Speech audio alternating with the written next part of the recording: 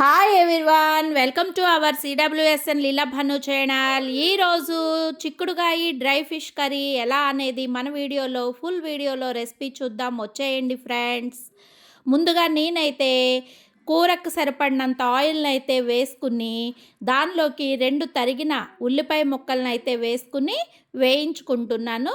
తరువాత కూరలోకి పచ్చిమిర్చి చీలికలను కూడా వేసుకుని సన్నని మంట పైన ఉల్లిపాయ పచ్చిమిర్చి అయితే దోరగా వేయించుకోవాలి. మనము చేపల్ని నేనైతే సముద్రపు మేవ చేపలు ఉప్పు చేపలు అయితే తీసుకున్నాను.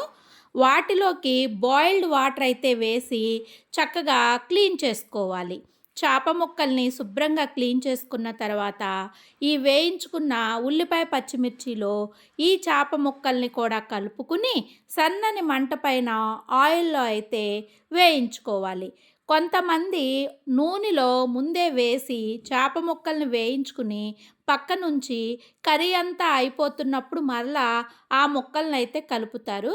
నేనైతే మన సముద్రపు మేవ చేపలు కదా, చూశారు కదా పచ్చి చేప ముక్కల్లాగా ఎంత పెద్దగా ఉన్నాయో, కాబట్టి నేను ఉల్లిపాయ పచ్చిమిర్చి కర్రీలో వేయించుకుంటున్నాను.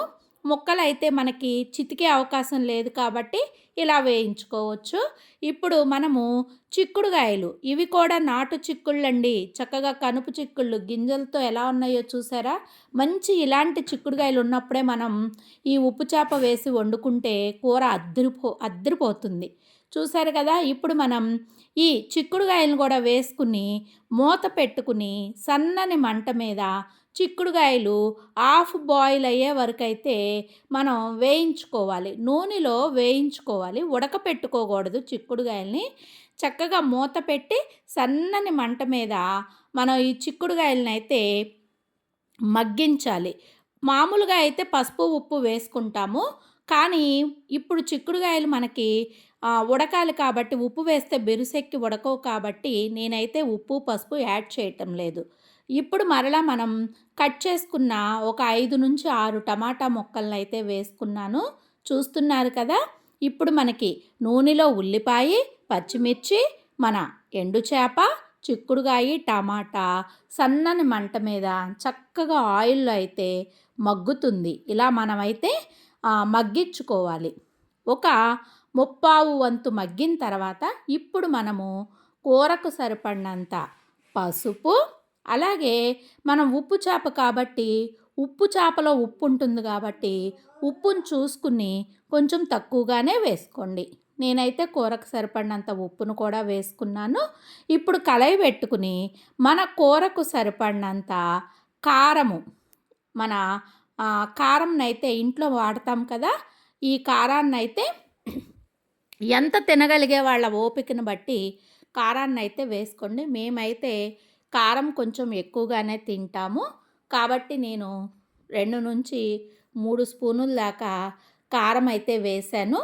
ఈ కారం వేసి చక్కగా కూరని కళాయి పెట్టుకుని సన్నని మంట మీద ఒక 5 నుంచి 10 నిమిషాలు, ఎందుకంటే మనకి ఈ కారం అనేది చిక్కుడుకాయకి, టమాటాకి, అలాగే మన ఉప్పు చేపకి చక్కగా పట్టాలి. ఇప్పుడు మనం కూరకు సరిపడినంత వాటరు, ఎందుకంటే ఆల్రెడీ మొత్తం ఉడికిపోయింది. వాటర్ జస్ట్ మన పులుసు కోసం నేనైతే ఒక పావు గ్లాస్ వాటర్ని అయితే యాడ్ చేశాను. ఇలా మనం వాటర్ని వేసుకుని మూత పెట్టుకుని సన్నని మంట మీద కర్రీ ఉడికించుకున్నట్లయితే మన చిక్కుడుగాయ టమాటా ఉప్పు చేప కర్రీ ఎంతో రుచిగా, తింటే వదిలిపెట్టలేనంత రుచిగా అయితే కూర రెడీ అవుతుంది. ఈ వాటర్ ఏంటంటే మనకి చిక్కగా రావాలి. చక్కగా ఆయిల్ బయటకు వచ్చి కూర చిక్కగా వస్తే మనకి కూర రెడీ అయినట్లే. కొంతమంది ఈ కర్రీలో చింతపండు గుజ్జు కూడా వేసుకుంటారు. చింతపండు గుజ్జు తినని వాళ్ళు స్కిప్ చేయండి. నేనైతే చింతపండు గుజ్జు వేయలేదు. మన కూర నచ్చినట్లయితే వీడియోని లైక్ చేయండి, షేర్ చేయండి, సబ్స్క్రైబ్ చేయండి. Thank you, bye.